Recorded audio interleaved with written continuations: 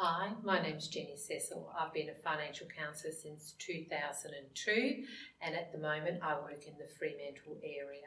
Some of the issues that surround people coming to see me is loss of employment, breakdown of a marriage.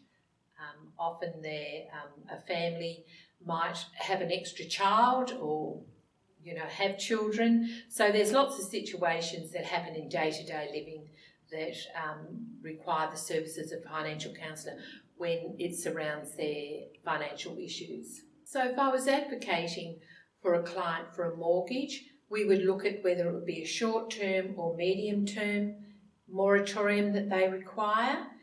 If they wanted to look at paying off their credit cards they hadn't used for a long time, then we might look at offering a settle for less. It all depends on what the situation is, if they're going to return to work, if they're never going to return to work, how long they've had the debt.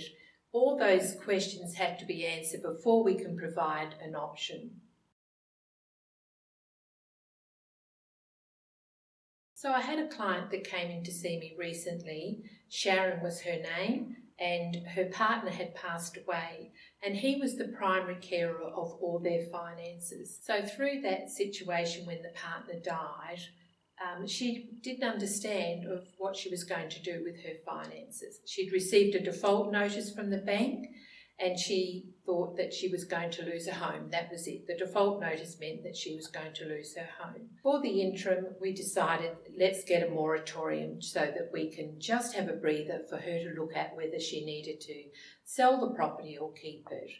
Because she was such a vulnerable client, we went to the bank and said, would you look at a moratorium, which they did, but also to look at whether they'd look at the interest rate that she was paying.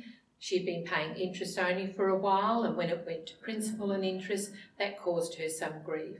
So after some advocating on her behalf, we were able to come to an arrangement where she was able to pay a certain amount for a fixed period of time. At the end of that time, if she maintained those payments, the arrears would be put at the back of the loan and set up a payment plan that she could do moving forward. Once she accepted that offer and it was put in place, she was able to stay in the family home.